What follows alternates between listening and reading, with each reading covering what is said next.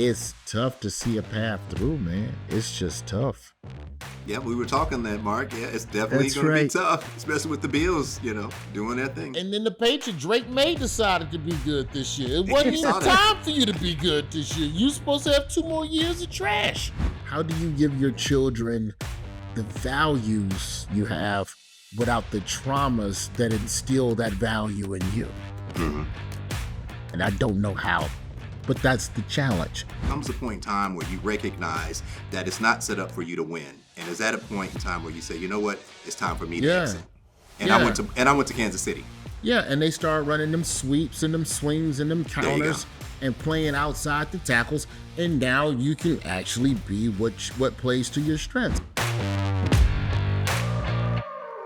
Yeah, give me the keys to the kingdom, 'cause I came, I saw, I conquered it all.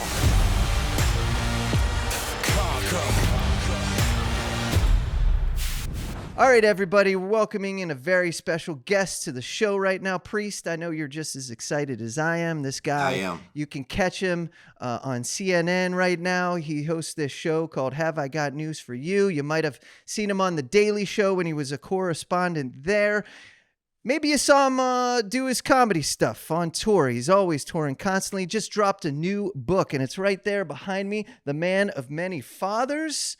And it's advice disguised as a memoir, which is pretty cool. It's a good way to do a book, good way to do a memoir.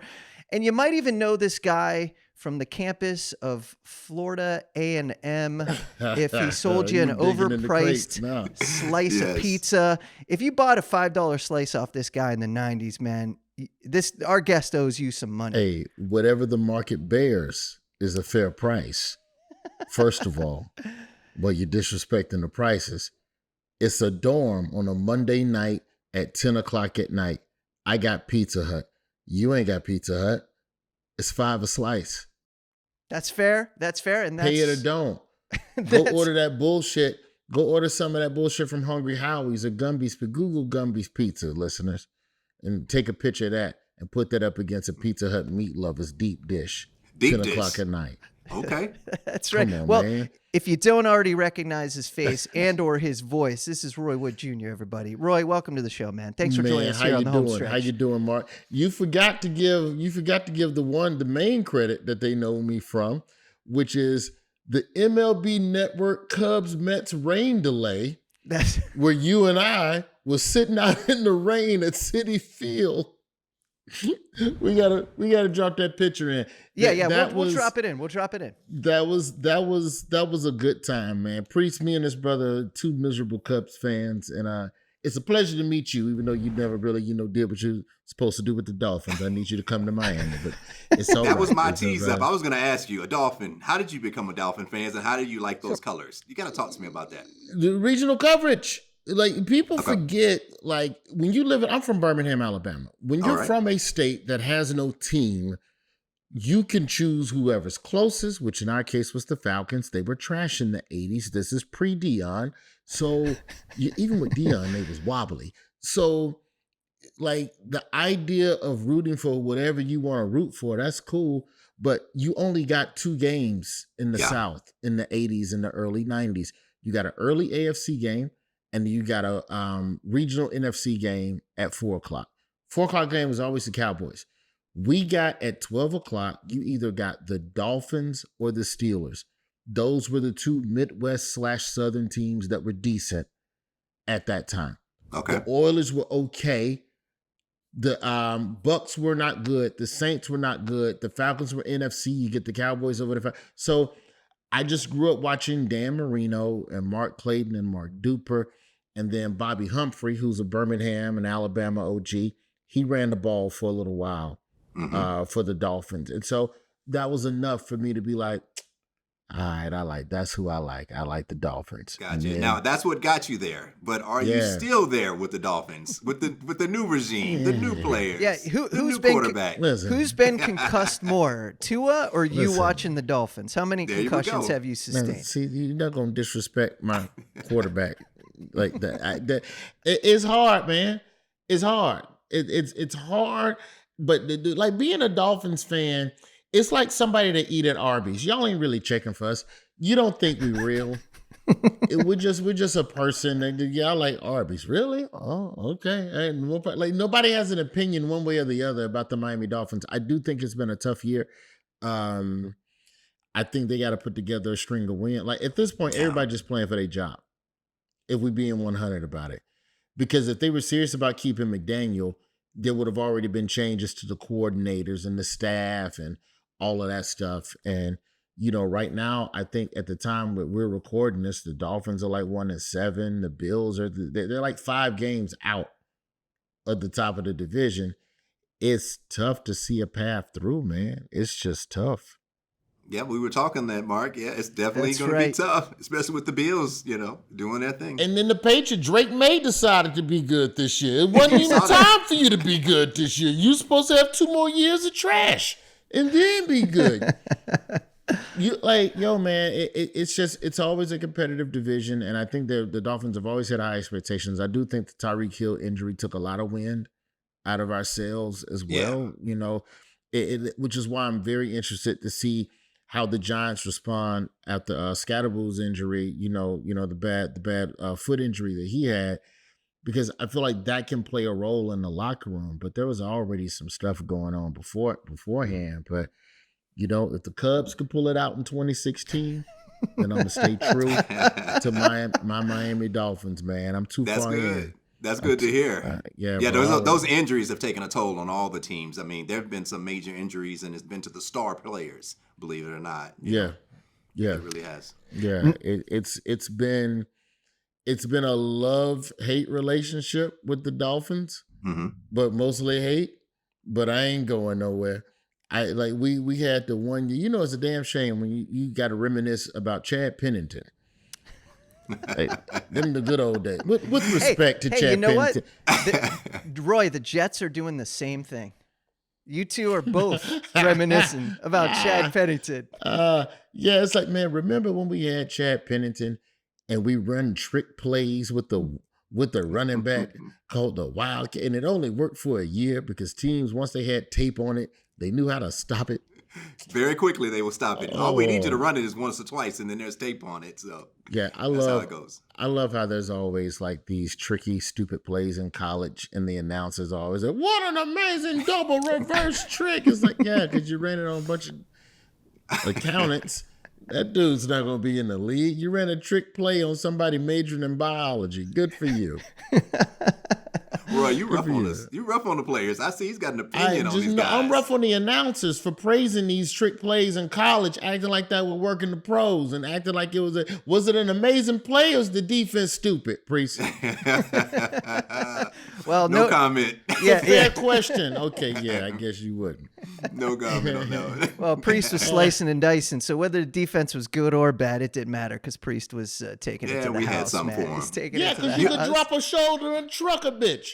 What you're supposed to do. Yeah, I came up in 97, 98 with the Baltimore Ravens defense, so that taught me very quickly. You gotta put your nose all in it. Don't try to put your pinky toe in it. You gotta put your nose in it, So bro, yeah, you gotta hit somebody. Yeah, you better than me, man. I ain't fooled with football, bro. I played football 2 days. We moved to Birmingham. 2 days of was this organized football, Roy, or is this was just street ball? 75-pound football. A.G. Gaster Boys Club, Birmingham, Alabama.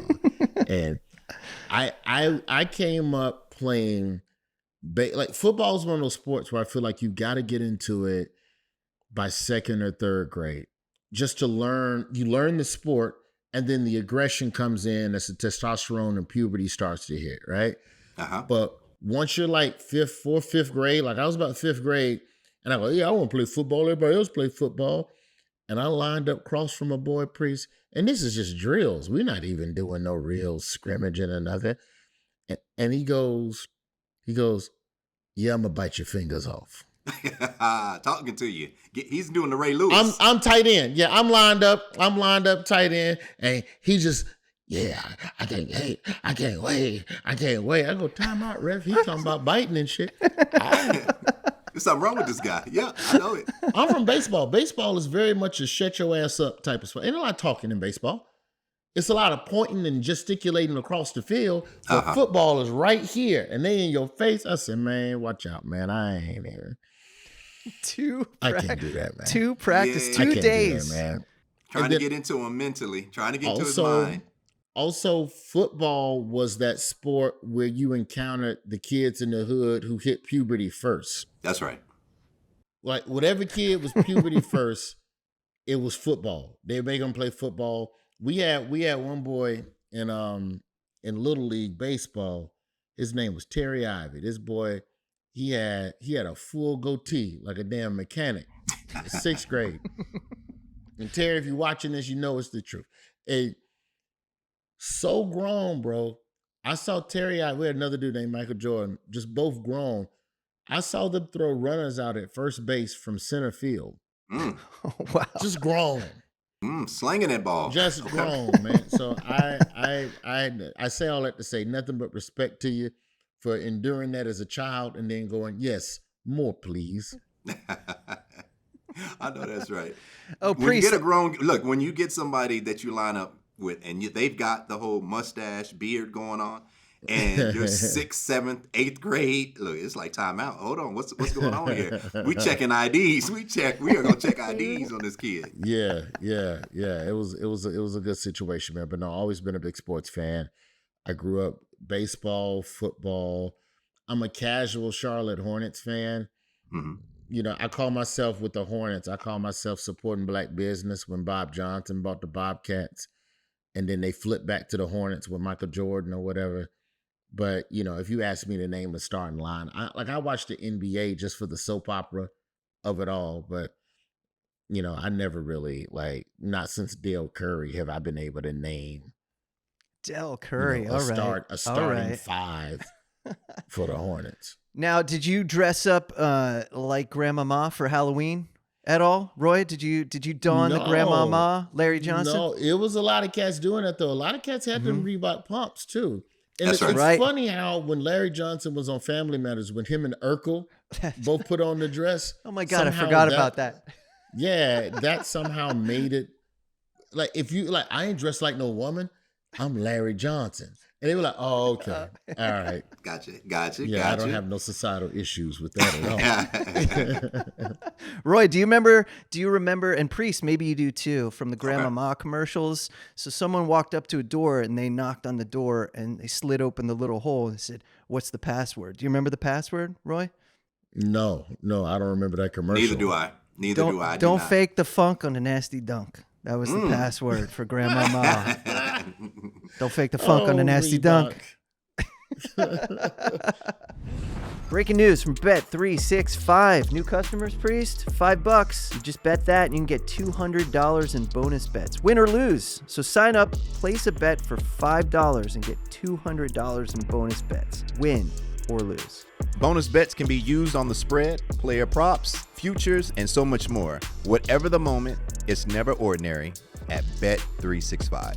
Gambling problem? Call or text 1-800-GAMBLER in Arizona, Colorado, Illinois, Indiana, Kansas, Kentucky, Louisiana, Maryland, North Carolina, New Jersey, Ohio, Pennsylvania, Tennessee, and Virginia. Or 1-800-BETS-OFF in Iowa. 21 plus only. 18 plus in Kentucky. Please gamble responsibly, and you must be present in Arizona, Colorado, Iowa, Illinois, Indiana, Kansas, and Kentucky, as well as Louisiana and select parishes. Maryland, North Carolina, New Jersey, Ohio, Pennsylvania, Tennessee, and Virginia. $10 minimum deposit required. Terms and conditions apply. In-app only. Priest, well, speaking of commercials, Priest, did they ever put you in a commercial like down there in KC when you were balling? Yeah. You know, you talked about pizza, man. I was a Papa John's guy at one point, you know, talking about come get your Papa John's pizza. You rocked a Papa John's commercial? Okay. Yeah, you know, that was really big. And they were putting up a number of stores there in the Midwest. And so that was one of the commercials that I jumped on. A few other things I did. One of my commercials that I did, can't even remember exactly. It was the NFL commercial that we did. It was my first time going to Toronto. I was there no more than maybe about 24 hours. It was like, never been to Toronto, wanted to see what it was all about. I had a work visa, a work permit to go into Toronto to work. And literally I just went in, shot the commercial, and then, you know, came back to the States. So missed that opportunity to find out more about Canada. You know what I'm saying? Canadian cities feel like an American city you made on a computer. Where it's like this feels like America, but I know it's not. But it feels like America. And then you just see a French sign next to something in Hindi, and I'm like, well, that ain't America. That's right. It's so much more cultural than the States, but like in the architecture of it, it just looks like, because like there's this I forget where it is in Vancouver, but there's a stretch of Vancouver where they pretty much shoot every car commercial that airs in the States, because you can have mountains, there's beach, you can have city metropolis with big skyline. Like you can get like 5 different versions of America based on which way you rotate the camera at this spot in Vancouver. I'm like, that's always the thing I've always found interesting about Canada. It's just how much it looks like America on a wide shot, but then when you really get into the streets and everything, it's like, oh yeah, y'all, this is different. It's starting to look familiar. That's why they shoot a lot of movies up in Toronto, Vancouver, because it looks like a city, and you're like, is that Cleveland? Is that does that eat at you as an American though? Like there was this show, was it Rookie Blue? There was a cop show that shot in Vancouver, and you're just in the background. You trying to play guess that city? Yeah. I can't guess it. It's like, damn, what is this? Yeah, it's Vancouver. Yeah. That's Vancouver, man. You can't focus on it. They're like the referee of cities. You know, you don't know they're there until they make a mistake, right? Yeah. That's Well, right. let me tell you this, Mark. Man, I've been trying to get into this, and we've talked about a number of things, but I'm an Audible guy. So when I think about reading a book or picking up a book, whether or not I'm going to get it in person, how am I going to read this content? And generally, I like to just listen to it. So thinking of that, man, I just recently downloaded a book here. All right, what book would that be, Priest? What book would that be? Look, Roy, I want you to tee this up, man, because I want to make sure that we jump into that book a little bit, man, because it has some interesting chapters, so to speak, and it definitely resonated with me on a number of different levels and stuff like that. So I'm gonna tee you up, man. Tell us a little bit about this book that you just had put out. Yeah, The Man of Many Fathers. It's out now everywhere, hardcover, audio, but my son was born in 2016, and you start kind of doing an audit on yourself of what you're going to be as a man to this child. But you can't do an audit on yourself without thinking about what was your father to you. And then that's when for the first time, I started identifying some of the gaps. Of course, so for reference, I'm my mother's only child, but I'm the 9th of 11 children. Okay. So my pops had a family across town, the whole 9, and that left a lot of lacking in the home. He was an esteemed journalist who covered so many Black issues all over the globe and has stood on the right side of so many issues, fighting for Black Americans and using his voice journalistically to tell the story of our people. But also sometimes he didn't come home at night and didn't pay a bill. So I would have to go and work to pay that bill. And so when he passed at 16, what I was left with, without knowing it at the time, was this desire to innately gravitate towards other men that were within my orbit. So when I have my son, I look back at everything that I've become and start sorting through, well, how did I become that?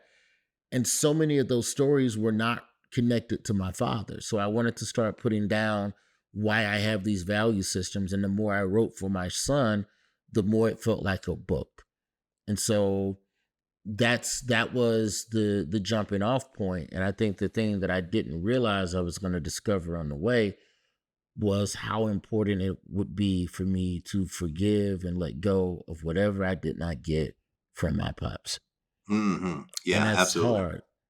That's a hard thing to sit and accept and process. But the only way to be better is that you have to let go of that rot. You got to cut that bad apple out of your emotional bunch, man. And so thankfully I was able to do that. And I just put a book together, and at some point, early 20s, mid 20s, it'll make sense for him to read. Not yet, though.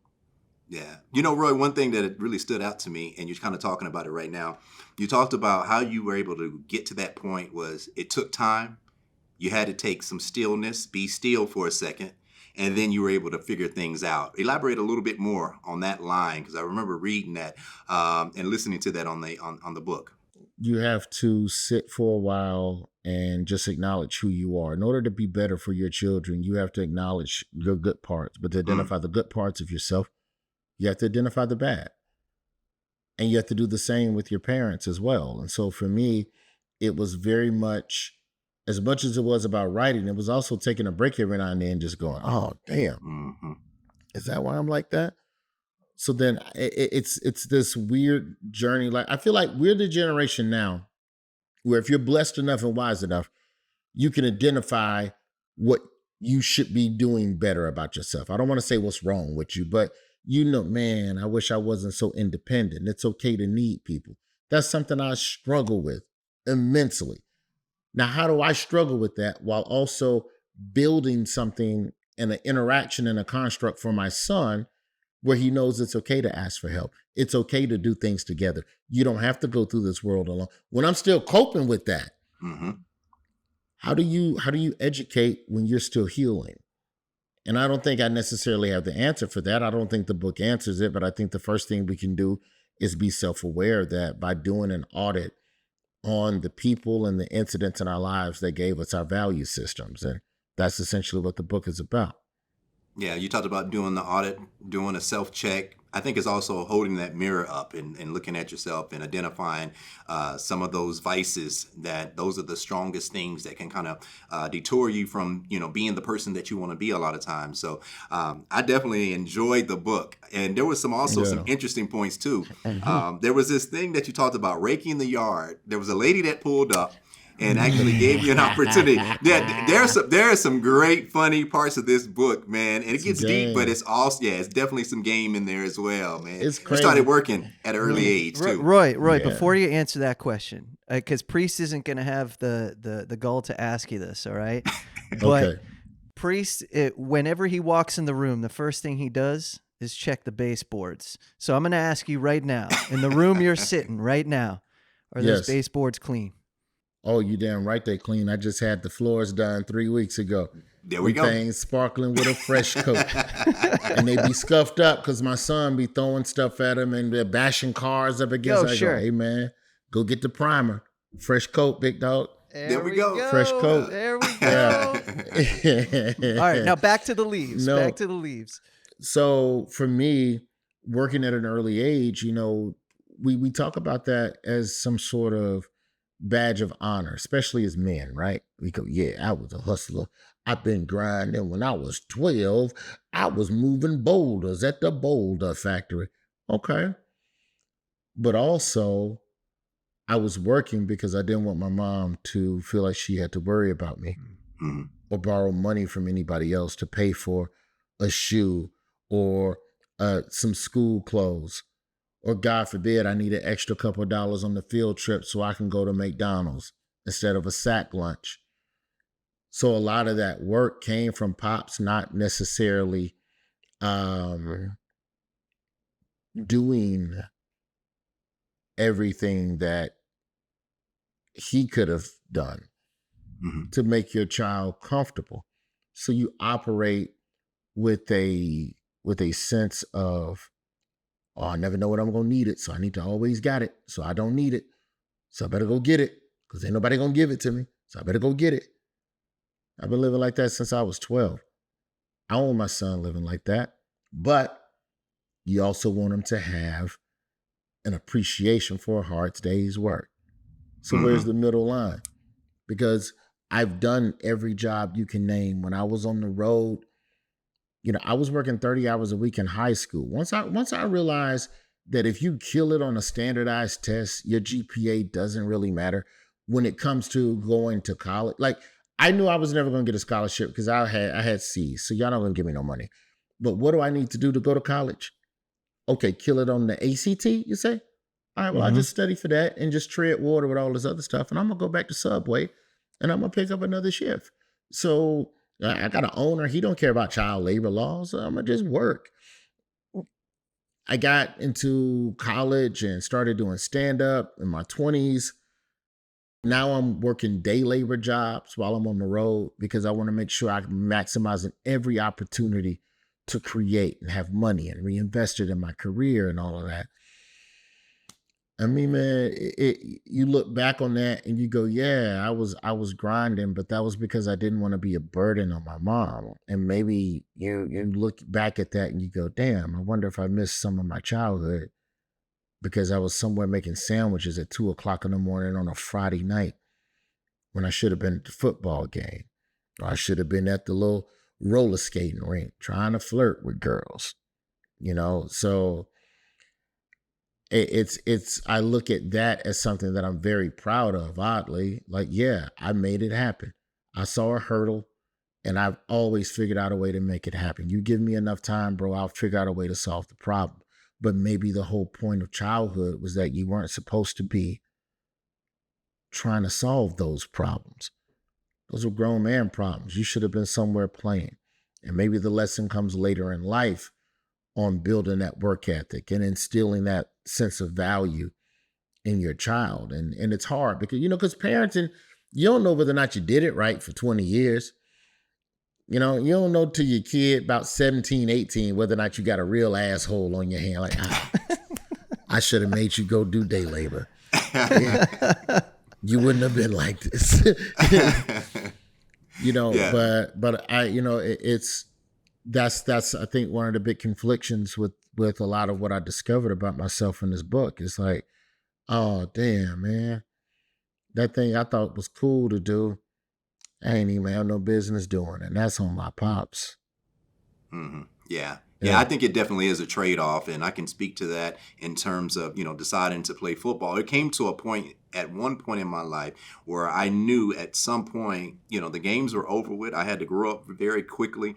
And then when I got to the point, I always knew this one particular fact about my upbringing and my family. I knew that back in Fort Smith, Arkansas, there were tons of different factories, and that was the main job for many of my relatives. And I know when I was growing up, I was thinking, do I really want to go and have a factory job?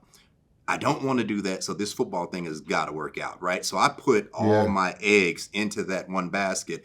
And, I think the lesson is in life as you get a little bit older, but it goes back to speak to what you talked about in your book in terms of allowing the kids to have an opportunity to be a child, right? And not to take on those responsibilities too early, because it definitely matures them in a different way than the child that gets a chance to be young and have those experiences with their family and not have the pressure on them that they need to work or if I don't work, the lights are not going to come on. Or if I come home, you mentioned it in your book, there were times where you would come and there was no lights. And you had mentioned that at different times where it said no electricity, you'll come home and there's some confusion and there's some sadness.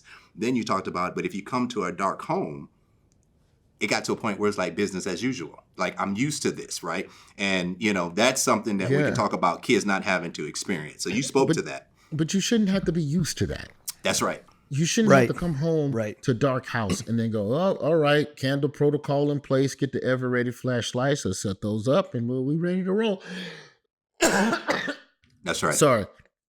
But that should not be the norm. But that was for a while after my pops passed, especially because he was the breadwinner. So you just don't want to be in a place where, like, the book is setting up this idea of how do you give your children the values you have without the traumas that instill that value in you. Mm-hmm. Yeah. And I don't know how, but that's the challenge. Oh, you have all of these wonderful characteristics and traits that have helped make you successful, but you got them too soon. So you lost a little piece of yourself, didn't you? So how do you pass that on to your son? How do you give him that value without, like, how do you recreate? Tommy Johnigan, who's a great friend of mine, a comedian, Tommy Johnigan said something that was it's stuck with me for 15 years now. He said, one of the biggest drawbacks of success is that you can't recreate poverty for your kids. How do you recreate struggle? So, as a man, I feel fortunate that I got a lot of values, some from my pops, but a lot came from other people that came in and out of my life. No different than you in a factory town where you saw what you felt like was like, you might take pride in that, but I don't want to do that for the next 40 years. So I'm going to go figure out how to do this. I saw a lot of that on the road as a young comic. I worked day labor with cats who was just ecstatic to be making $6.50 an hour. Thrilled. Yeah, that story is wild, man. The Philadelphia guy chapter. Yeah. That's nuts, man. But it's like you're working with people who the whole time, it's like some Twilight Zone shit, man, where it wasn't so much that you were working this job that nobody sets out to work day labor. Let's just say that off the rip. It's an honest day's work, but I guarantee you it probably wasn't your goal. But if you're doing this and you're not wanting more, dreaming more, at least want to be the foreman. Don't you want to get a CDL and run the forklift, or you want to keep being the one loading the pallet for the forklift? Forklift Negro got it easy. He kicked back, got his Walkman on. Damn, I'm old. I said Walkman. It's all right. We're all of age. We're all of age. He told you told on yourself. Yeah. But like this idea of figuring out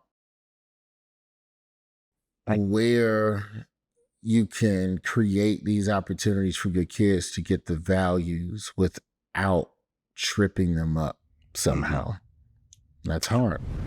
All right, Priest, it's time for another Bet 365 segment. You know it's never ordinary with Bet 365, and it's never ordinary when you're in Las Vegas, where we happen to be right now, Priest. Man, it feels good. Yes, this is like the betting capital of the world, I feel, right? Yeah, not only the betting, but also they do the marathon that's here as well. And I've had several friends and family members that have participated in it as well. Oh, nice. This is how it happens, right? As they're getting set up, there's usually like this large area. All the runners are there getting set up. They're kind of getting they're in their different files of line and trying to get ready to go in, right? It comes a certain time where there's like a big like concert that happens, right before everyone is, dispersed to go run. So, the concert happens. Now everybody leaves and they're now getting dispersed to run. And so everybody's thinking like, are you going to sit and watch and wait for everyone to come back around? I'm like, no, we're headed to the casino, right? So I'm not running in this is it, a marathon. right? It's going to take them 4 hours, okay? I got time to kill. I know about 3.5, 4 hours time to kill. Yep. Yeah, we're going to the casinos. And then right before we know about that time they're coming to the finish line, we're going to hop outside and check them out. But it's always great to be in Vegas. Love it. Love the lights. When you come into town, it's one of those things where the city is up and something's going on, right? It's awake. And so my daughter and I, we're here in Vegas, man. She's loving it. She's going to have some fun too while we're out here. It's going to be cool. I'm excited for you both. Yeah, it's been a minute since I've been here too. And when we landed, we talked about this off mic, but I was like, I don't recognize any of this stuff. They got this big ball sitting in the middle of the place now. They got new stadiums, got new teams in town. I was wondering, how is this going to work? The stadium's going to be smack dab in the middle of the strip. How does this work? Where is everyone parked? Apparently, they're going to be parking at the casino parking lots, right? They're going to make it work. So I know at any point, if there's something that's built and, you build it, people will come, so it's going to probably be exciting. All right, before we get into the game, we're going to talk about what's your game of choice? Are you a craps guy? Are you a poker guy? Or you just go old school like war? Do you play war? No, if I go old school, it'd be the Old roulette Maid? wheel. It'd be the roulette wheel. Oh, you like roulette? Yeah, I Okay. do the roulette wheel. But at the end of the day, you got to roll the dice. You get dangerous. You pick like specific numbers with roulette and stuff, man. Yeah, I go with numbers. 31 is one of them. Well, there you go. That's the sweet spot right there. Always, but they say always bet on black. No, you always bet on 31. That's right. Yeah, you can go black, and 31 also shows up on black at times too. So okay, yeah, like it. All right, Monday Night Football action this week. Eagles versus the Packers. We got Eagles sitting at 6-2, Packers sitting at 5-2-1. They've got that obscure tie in their record, but they're both sitting on top of their respective divisions. So this is a big game. The Eagles are coming off 2 wins, and the Packers are coming off a loss. They lost to the Carolina Panthers of all teams. I don't know what's going on with the Packers. They like to lose to the teams that aren't so great. They lost to the Browns earlier this year. Now they lost to the Panthers. But will they turn it around against the Eagles? We will find out on Monday night. But how are you feeling about these two teams? Like we're at about the midway point of the season now. Both of these teams are in first place in their division, but does it feel like one team's going one direction, the other team's going another? Or do you feel like these two teams are going to be there at the end of the day? Well, I think initially both teams were going in the same direction at the beginning of the season, especially the Packers, the way that they started off the season, right? Yep. And also having that big pick with Parsons as well. But here's the thing. Eagles, Packers. You talked about those 2 wins that the Eagles had. Which 2 were you referring to? Which 2 wins or that which the Eagles are you referring to? Because I say this, Mark, because in the last week the Packers lost and the Lions lost. So are you talking about those 2 wins that they got, or the 2 games they physically were in, or the 2 games that they got on a bye week? That's where right. They didn't that's play. Right. Yeah, and the Packers and Lions both lost. Yeah, that's true. I mean, do you consider off weeks a win? In that case, they won. That's true. Yeah, with those 2 losses, they won. But, when I look at the Packers as well, and Jordan Love, throwing the ball underneath the coverage, he looks very good at doing that. He's efficient. He's making the passes. He's making the throws. There's been one particular play this previous week that, it didn't happen with him throwing the short pass, but he's been consistent, in terms of that. But in terms of getting the W's and getting the wins when they really count, they've had some upsets on those 2 losses. So. And, recently we were talking about this off camera, and they talked about the tie being something that's kind of saving them this season, right? But I think how do you feel about ties, Priest? How do you feel about they're ties? Unnecessary.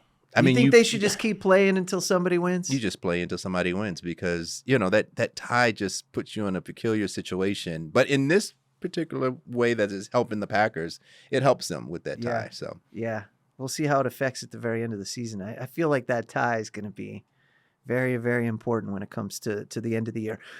Before we get into some predictions with this game, okay, I want to talk about outspoken players. So A.J. Brown, right, receiver for the Eagles, he speaks his mind. I want to be more involved. I'm not involved enough.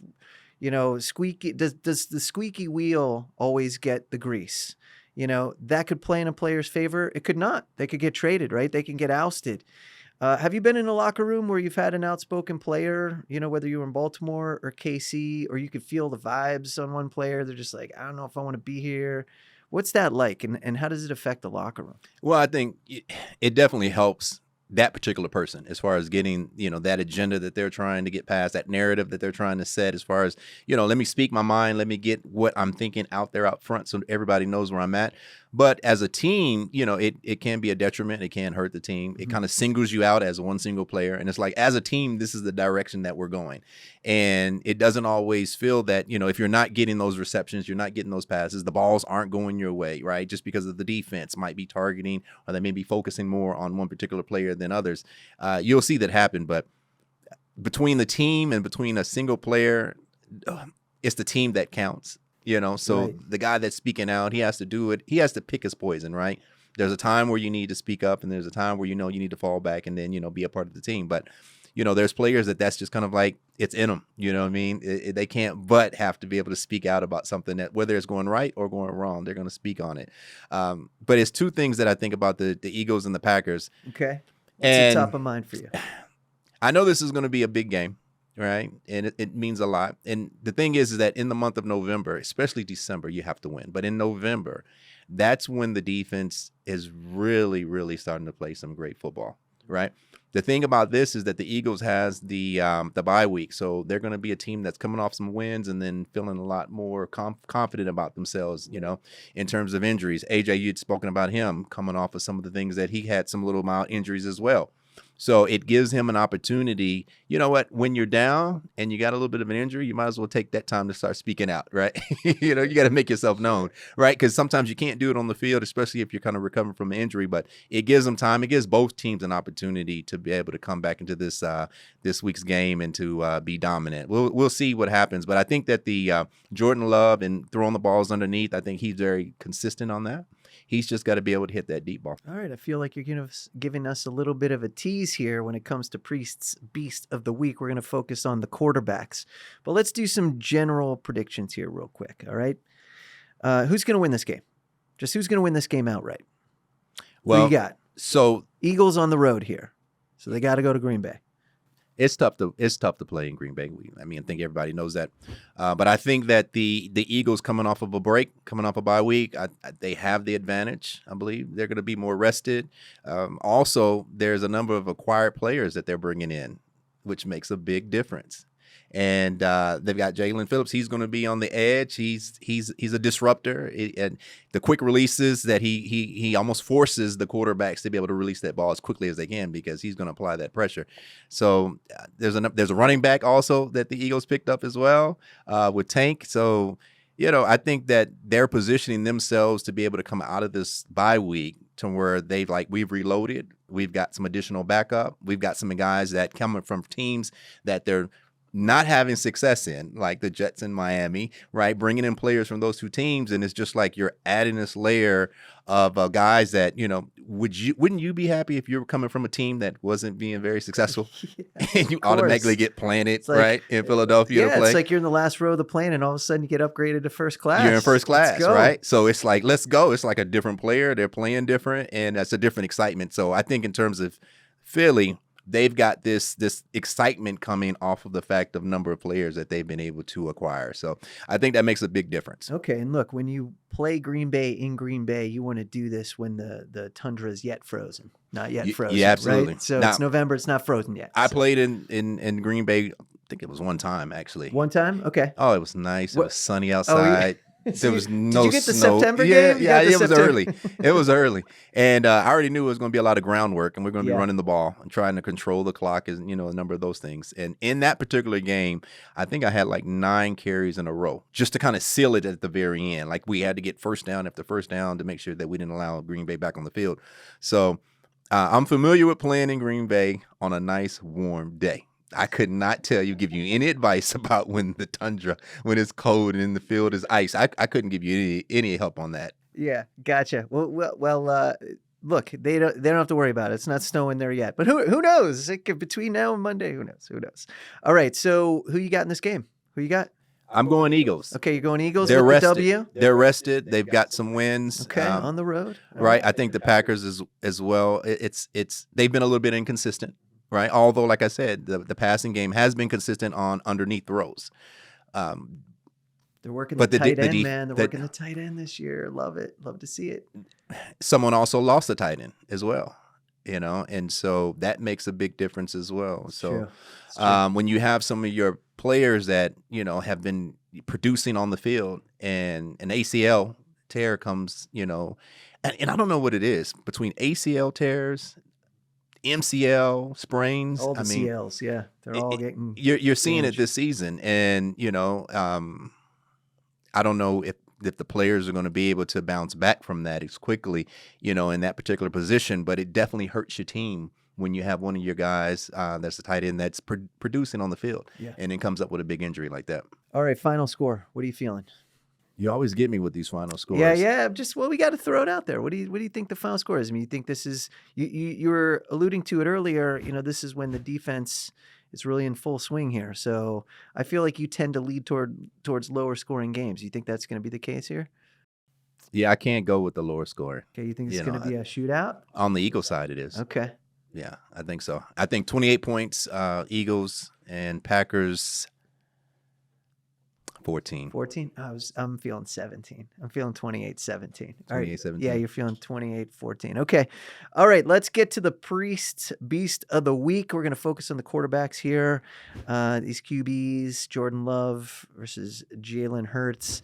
And I just got to say, for all those Packers fans out there, within a 30-year span, you have 3 quarterbacks. Like, God, what's that like? Consistency. Yeah, we've had 92 in Cleveland, so it's been a wild ride. All right, so yes, consistency. All right, let's start with Jalen Hurts. You chose him as the winner. How many TD passes is Jalen throwing for in this match? Yeah, Jalen's going to throw 3. Okay, he's going to throw 3. Yeah, I'm giving him 3 touchdowns. Okay, 3 touchdowns. Is he going to run for 1? If you know Jalen, the way I know Jalen, throwing for 3. He's going to be rushing 1, so he's going to account for all 28 points. No, I think he's going to have 3 touchdowns, but of those 3, there's going to be 1 that's going to be rushing. Gotcha. Yeah, okay, so 2 in the air, 1 on the ground. Air. Okay, and what about Jordan Love? What do you got for Jordan? Is he throwing any? Is he running for 1? I'm going to give him 1 run that he runs in, and then of course he's going to throw a touchdown. He's going to. But the thing is that Jordan Love, he's consistent on the passes that are 10 yards and under. Anywhere from 15 yards out, he's pretty consistent. It's just having that playmaker to who's that going to be? Yeah. Right? That's going to be able to catch that deep ball. I think they run the ball a little bit too much. Okay. Packers, I think they run the ball a little bit too much. And I think if they, they're going to have to put it back in Jordan. I think Jordan actually is the one player that's going to save the Green Bay Packers. So he is if they're the going to win, X-factor. if they're going to win, Yeah. it's going to be Jordan Love. He's the it factor for the Packers. Gotcha. All right, and of the two, who's going to throw for more yards? Well, you said Green Bay's going to run more, so you're giving Jalen the yardage. Well, I'm hoping Green Bay decides not to run. Okay. Right, and obviously give that opportunity for Jordan to to throw a lot more passes and not run as much. But that's a tough one, Mark. Man, Think it's going to be close? I think it's going to be close. Okay. Who gets it? Ultimately, who gets it? Hurts or Love? What are you feeling? Are you feeling pain or are you feeling love? Are you feeling? I like that. You're pain? feeling love? love. I'm feeling pain. You feeling pain? Yeah, Right, I'm feeling Hurts. pain. I'm going to Hurts. I'm going with Hurts. As far as that pick of the week, like I said, there's too many things that are storylines that are going on with the Philadelphia Eagles. You look at their GM, the way that he scoured and brought in the right players, the right time, coming off their wins, the bye week. Who comes off of a bye week and loses? The Cleveland Browns in an 0-16 season. That's what you. No, I'm sorry. Sorry to be That was rough. That was rough. I watched every single game, Priest. I watched them all. But do you know what a week does? I'm thinking you back tell to even me. the time that I played. Once you have kids, there are no bye weeks. So I don't know what a bye week is. Priest. There is no bye weeks.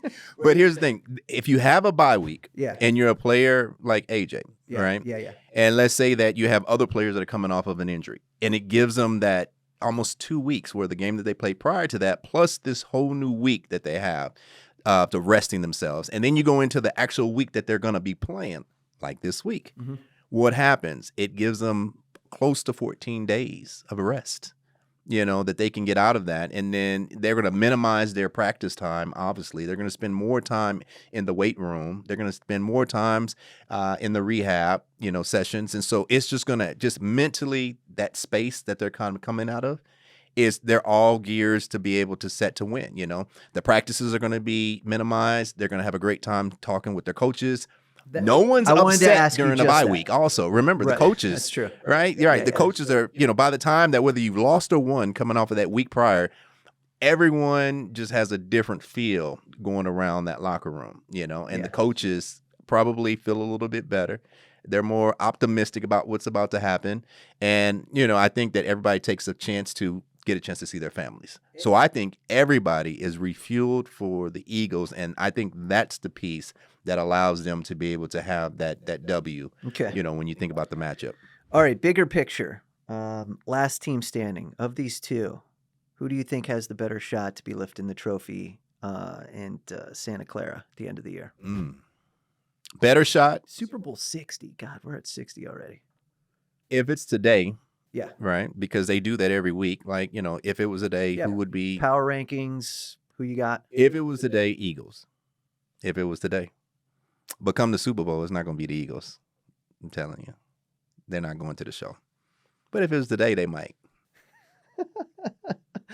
Well, I think those Eagles fans are hoping that it was today. Because according to Priest, you're going to be heartbroken by the end of the year. All right, so Priest's Beast of the Week is Jalen Hurts. Going with Hurts. Yeah, going with Hurts. There's the storylines, like I said, it's all in their favor right now. So it's a matter of them just not showing up on Sunday.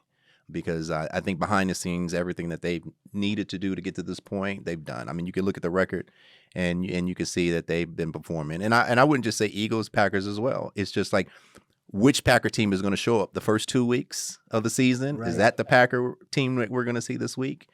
Or is it going to be the Packer team with the tie? Intriguing matchup, Monday Night Football. Gotta love it. And gotta love Bet365. It's never ordinary, Priest, with Bet365. Absolutely. Gambling problem? Call or text 1-800-GAMBLER in Arizona, Colorado, Illinois, Indiana, Kansas, Kentucky, Louisiana, Maryland, North Carolina, New Jersey, Ohio, Pennsylvania, Tennessee, and Virginia. Or 1-800-BETS-OFF in Iowa. 21 plus only. 18 plus in Kentucky. Please gamble responsibly, and you must be present in Arizona, Colorado, Iowa, Illinois, Indiana, Kansas, and Kentucky, as well as Louisiana and select parishes. Maryland, North Carolina, New Jersey, Ohio, Pennsylvania, Tennessee, and Virginia. $10 minimum deposit required. Terms and conditions apply. In-app only. All right, Roy, I'm gonna sneak this in here before we let you go. And thanks for the time today, man. We appreciate it. We appreciate you joining the home stretch, and congrats on the book.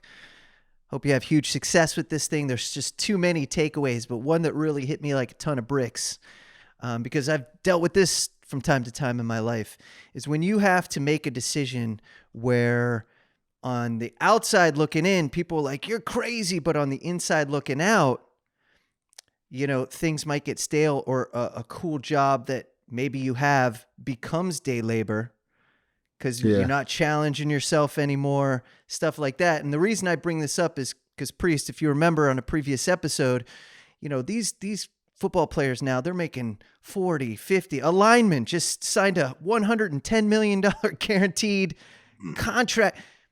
And so, like, why play for more than 4 years? Play 3 years and bounce. Play 4 years. So, like, you know, does that situation get stale? So what hit me with a ton of bricks, and you tell this amazing story about chicken. I don't want to ruin that story, but when you're doing the same thing over and over and over again on repeat, at what point do you stop lying to yourself and you make a move and challenge yourself and do that? Like even with that whole thing, and you know, and just in connecting my exit from the Daily Show to this comedian that I knew named Michael Roof, who was just, you know, just a bright star that, you know, I don't know how it didn't work out, but it didn't work out for him. And so thinking about his trajectory as it compared to my own just kind of set in my head. But even with that chapter, Mark, it's like, all right, if you'd have asked me 2-3 years ago, why did you leave the Daily Show? Oh, well, the search for the host was taking too long and I didn't know, and there's uncertainty, and I still know I want to grow, so let me leave now so I can grow. That's all true. But also, it was the idea of, oh, damn, they do what they do here and they do it well, but this is what they're going to do. So if you got any other ideas that are not what they do and do well, this ain't the place to try to do those ideas. Well, damn, what do you want to do? Do you want to do what they do, or do you want to do something new? I think I want to do something new. What you going to do? I don't know, but the only way to do it is to leave. Because if I'm still here, I'm not going to have the time, because this job is a real ass job. You should leave. Okay, all right. Text your agent. Tell them to tell Comedy Central you're not coming back after the writer's strike. And that was it. Yeah, Roy, you summed up my 4 years in Baltimore when you talk about they're doing something different. When I went to Baltimore in 97, it was 3 yards in a cloud of dust. I knew at some point, I'm probably going to beat a couple of the linemen if I keep continually going inside between the tackles. But at some point, they're 300-pound guys. At some point, they're going to win, right? And so I knew that the offense wasn't built around me, but very similar to like what you're saying, it comes a point in time where you recognize that it's not set up for you to win. And is at a point in time where you say, you know what, it's time for me to exit. And I went to Kansas City. Yeah, and they started running them sweeps and them swings and them counters and playing outside the tackles. And now you can actually be what plays to your strengths. So I'm thankful I'm at CNN, but that never happens if I don't leave. Sometimes the first thing you have to do is jump and then figure all that other stuff out on the way down while you're going, oh my God, oh my God, oh my God. But that's, to me, the most exciting part of this is not knowing.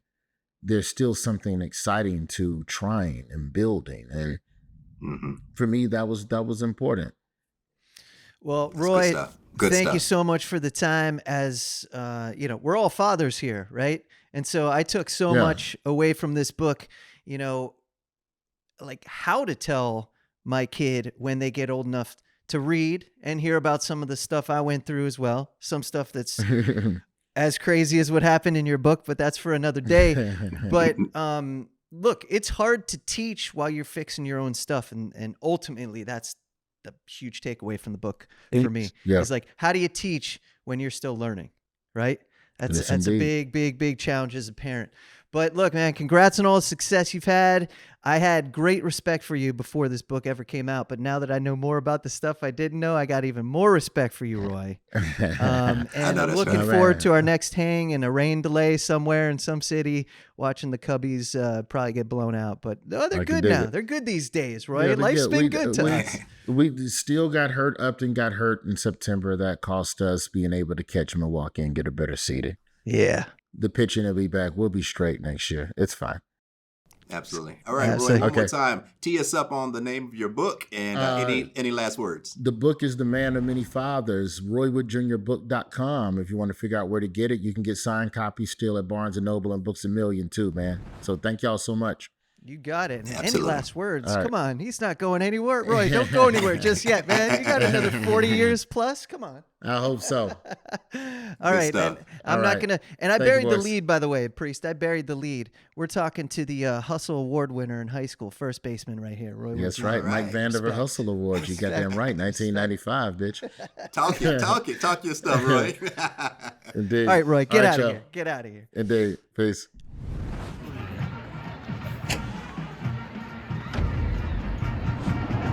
This has been a Playmaker production.